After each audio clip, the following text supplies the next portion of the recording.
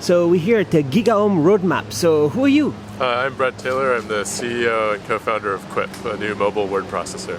So can you talk a little bit about, so what were we talking about on stage? We were talking about Quip and designing products for this new era of mobile devices and how to design products that work well across tablets, phones, and the PC. So you were the CTO of Facebook before you started this. That's right. What was that? At Facebook, I primarily focused on mobile and our platform, which is how third-party companies built products using Facebook. Did you make Facebook Home? I was involved with Facebook Home, but there was a very large team who worked on it. So, and then you did FriendFeed just before, right? Yeah, so I worked on Google Maps, and I left Google in 2007 and started FriendFeed. Facebook acquired FriendFeed in 2009, and that's when I became CTO. So did Google get some inspiration for Google Plus from FriendFeed? I think Google got inspiration from a lot of companies for Google Plus. And I would hope that FriendFeed serves some part in influencing that, but it's hard to know. What do you think about Google Plus? I think Google Plus is interesting. I think it's a good strategy to integrate an identity and social layer into all of Google's products. It's not clear to me that there's an appetite for another social network, and Facebook and Twitter, at least within my social circles, are much more widely used. But I think the product design is good, and I think they've done a good job integrating into Google's products. So my opinion I don't know if it's okay that I say, is that I would like to see much better social networking, and we don't have it yet. So why not? Social networks are interesting from a product design standpoint because part of it's based in the product experience, but a big part of it is just whether the people you want to interact with are there. And so even if Twitter or Facebook or LinkedIn may be deficient in one area of the product, if all of your friends or colleagues are there, you're still going to use it. And those network effects are very strong, and it makes it challenging to introduce competing or new social products. It has happened. I mean, Facebook came after MySpace and Twitter came after Facebook, so it's certainly possible, but it's a really challenging product proposition given the strength of the network effects that all these social networks have. Is it fair to say that FriendFeed somewhat, and especially Twitter and also a little bit Google Plus, it's only really kind of useful if you're popular? If you have like huge amount of followers, then it's cool maybe. But if you just have like 100 or something, then what are you going to use them for? That's interesting. I think that there are a lot of people who like following and reading content on these services, even if they don't have a lot of people following them. So I think that use case exists.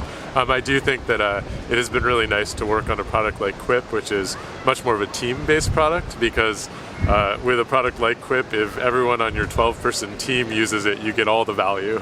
And we don't need to reach your entire social group to make it valuable. And it has been very interesting to look at the similarities and differences in deploying a collaboration product like Quip versus a more broad social product like FriendFeed. So, are you making something that's better than Google Docs? That's the goal, is to make a product that is better than all of the existing word processors, but with the caveat that we are really focused on making it a truly mobile experience, and that means that we're focused on different things than a lot of those products. So I give an example on stage of how it integrates push notifications in a really novel way.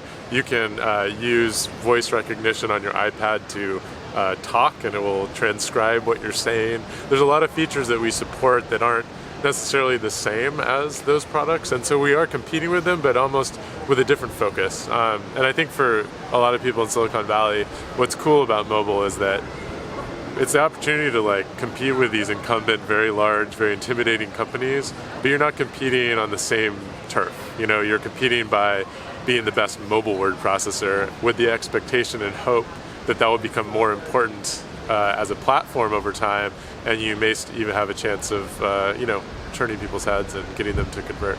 So is it fair to say that you started, or maybe before you started Google Maps, were you already in the startup before? No, I was at Google as an employee. So you went big enterprise, and then you went small kind of startup mode with FriendFeed, and you went big with Facebook again. Now you're again with small startup kind of thing. And is there something that's kind of holding, let's say, innovation down when you're in a big company? I've had the good fortune of working for two incredible big companies. I think Google and Facebook are two of the more innovative companies that have come out of Silicon Valley. And so I actually think that given the logistics of having a company of that size, they've done a remarkable job. What the challenge for any big company, and I'll just give Microsoft as an example because it's one of the companies that Quip competes with Microsoft Word. There's a lot of complexities of having legacy products and legacy technologies when a platform shift happens as dramatic as the shift from the PC to the tablet and the phone. And if you look at a product like Word, it's a huge business for Microsoft, but it's largely a huge business on the PC. And so it's hard for a big company to sort of disrupt itself to embrace a new platform. That's the thing that's very liberating as a startup, is you can sort of build something from the ground up without the complexities of having a legacy product. And that's hard to reproduce in a large company. Can you try to explain just a little bit what you do? So every day, do you program, or what do you do? I probably spend half my time on product design and working with sort of building Quip as a company, and half my time on technology and programming.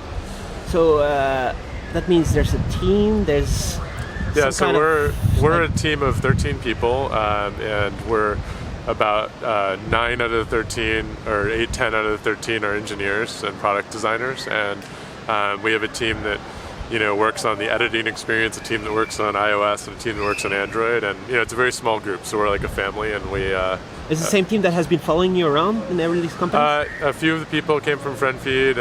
I founded Quip with Kevin Gibbs, who started App Engine, which is a Google cloud computing project, and a number of the team members came from there as well. App Engine, that's cool. Yeah. But and how about I forgot his name, the other guy from FriendFeed?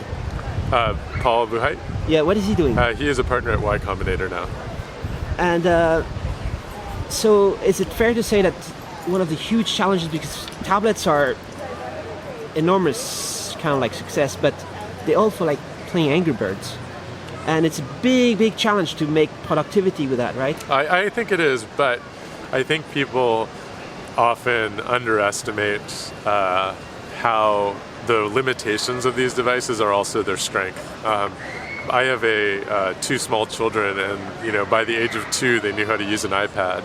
And if I walk into an airport now, and it used to be all laptops, and now it's over half people with tablets out. And I think that I think these devices are currently limited, and there's a lot of software and hardware work that needs to be done to make them great for user input. I believe that trend is happening, and I think that the convenience and simplicity, even in the short term, will start to win out over some of the features. And I think that that's certainly the bet that we've made as a company at Quip, and we try to make our product overcome those limitations, but also embrace them. Just as one example, we don't have a single toolbar in our documents, and it really gives the product a really pristine, really simple feeling relative to products like Word and Google Docs. And I think that having simplicity be a value of the product is something a lot of incumbent products miss. Do you want to get into the education market? We actually are being used by a variety of schools. A number of high schools are already using us. There's a 900-person school in LA that started off where they were using it for parent-teacher conferences, and then they started using it for collaborative writing assignments, and I'm really excited about that market.